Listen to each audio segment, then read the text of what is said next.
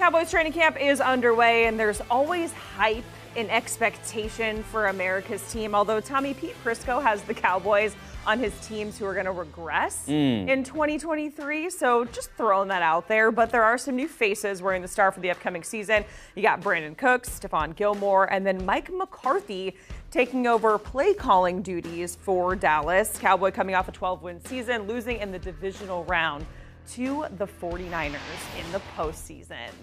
And we have our Jonathan Jones, who is there out in Cali at Cowboys Training Camp. So, JJ, some changes for Dallas when it comes to the play calling. Kellen Moore, he's out. It's going to be Mike McCarthy. What is the sense from training camp what that offense is going to look like with McCarthy calling the shots?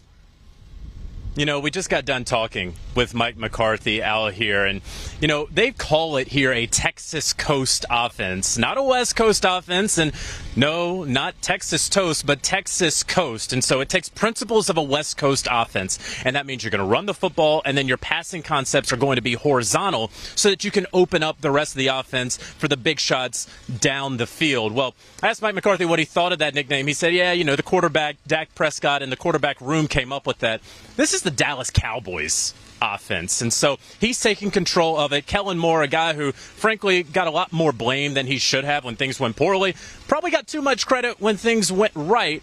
He's out, but the offense, at least to the naked and untrained eye, is probably going to look this year a lot like it did last year. What you're not going to see the differences, it's going to be in the huddle. It's in verbiage. It's in the certain play calls. They're simplifying things for Dak Prescott, who is 30 years old now, because they want it to be as easy as possible for the quarterback. Of course, I've never heard a head coach in the NFL say, I want to make it as difficult as possible on our quarterback. But that's what they are doing with Dak, who last year, it's pretty well known, 15 interceptions in 12 games. It tied the league lead for most interceptions. He is guaranteed, Jacqueline, that he will not throw 15 interceptions this season, and it's certainly going to help as CeeDee Lamb continues to grow in his role as a top-flight wide receiver. As Michael Gallup has a full, healthy season, unlike last year. And, of course, making the trade, as you mentioned, for Brandon Cooks, a guy who you can throw him in any offense in his career. He's going to give you 1,000 yards.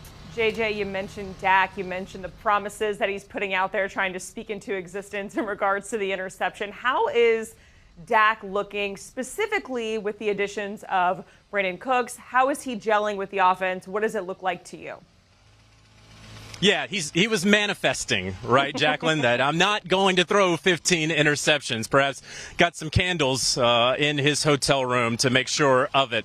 No, look, today it was a walkthrough practice, so you don't have the full pads on. They're doing sort of simulating game-like scenarios, and so a lot of this was install. And so seeing the guys out here, Dak leads this team well.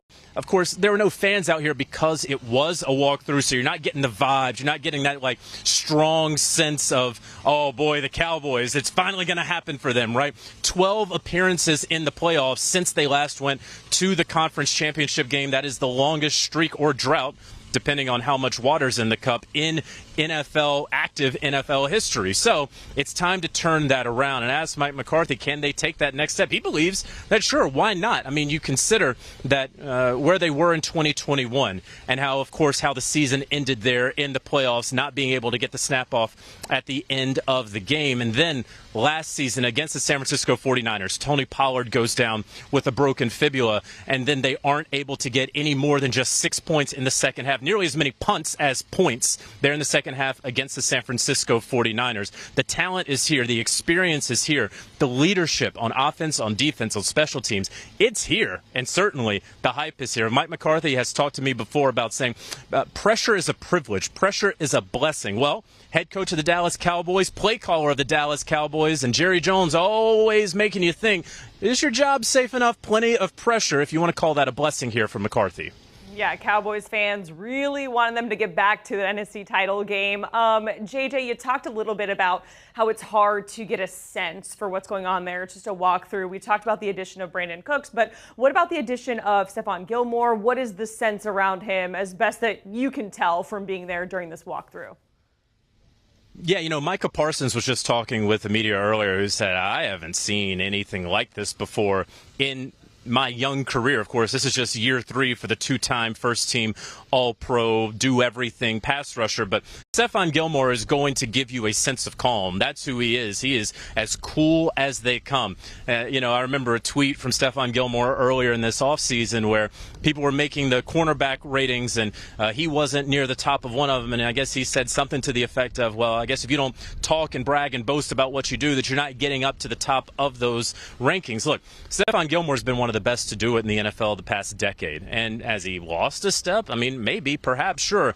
But he is a guy who, especially now that the Dallas Cowboys just lost two of their safeties, both Izzy and Donovan Wilson. And Donovan Wilson's going to be out a little bit longer than Izzy will there at the safety position.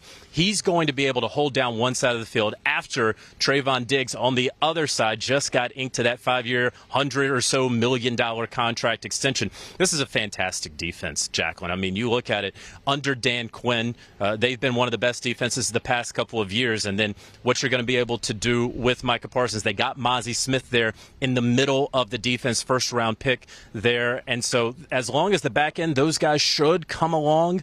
You love what you're doing outside on the corners with Diggs and, of course, with the vet, Stefan Gilmore. Yeah, Diggs getting paid there. JJ, we're talking a lot about the guys that are actually at camp, but we know Zach Martin is holding out. He wants more money. He wants a new contract. Is there any update with him? There is no update in that there's no new contract. And Jacqueline, and talking with sources here, I'm not entirely sure there's going to be a new contract. Not only that, but Zach Martin actually texted his teammates recently and said, hey, you guys hold it down. I'll be back soon. So if he was trying to play a leverage game, whoops, everybody knows you're going to be back soon. Look, the Cowboys believe that he ultimately is going to be back. And frankly, Jerry Jones has been pretty strong on this, and he has a pretty solid history that we paid you a contract, and we think that you should honor that contract. Now, does Zach Martin have a point? Of course. Zach Martin, we see the list right there. He's better than everyone above him. I'm going to go ahead and say that. You know, Quentin Nelson can have a discussion, maybe not after last season, but in terms of average annual value, he should be up there. He should absolutely be up there in the 20s. Unfortunately, he signed his contract so many years ago, and now here he is in the final year of the deal. The market's sort of gone past. Now, it's a good problem to have. Running backs certainly are not having that issue right now, but that's not the way that the Dallas Cowboys are going to do business. So I can understand how Cowboys fans say, well, you just paid Trayvon Diggs. Why can't you take care of Zach Martin, who's obviously going to take care of Dak Prescott and this offense? But that's not the way this group is going to go about it. So final year of his deal, could they add in some incentives, whether they are likely or not likely to be earned, make everyone happy and allow Zach Martin and his representation to get a little win that they can push out there on social media? Maybe, but I was told that is very likely not going to happen. Zach Martin should be back at camp at some point, and if he's not, it's $50,000 a day, and that starts to add up. Yeah, $50,000 a day definitely adds up, JJ. Now, I know you mentioned Micah Parsons a little bit earlier. You talked about how elite this defense is. You can't talk about the Cowboys defense without talking about Micah Parsons. The dude is a freak. He's versatile. He was all over the place last season. Are we going to see more of that versatility this season for year 3, or maybe is he going to go DN full-time? What are you hearing from camp?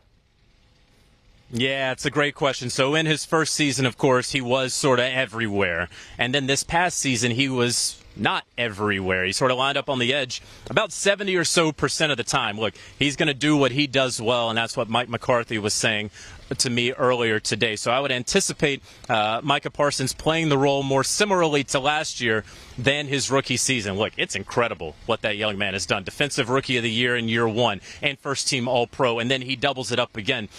Micah Parsons earlier today was talking.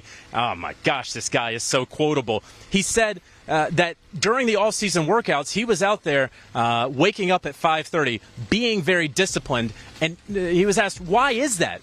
Well, he said, is the price of discipline worth a lifetime of regret? I mean, he didn't steal that line from Inception. That is an incredible line, just bars up here. I love it, and that's what he is trying to tell the folks with his teammates right now. Hey, the price of discipline. You have to be disciplined right now in training camp because you do not want a lifetime of regret. Let's not squander this fantastic opportunity in this championship window.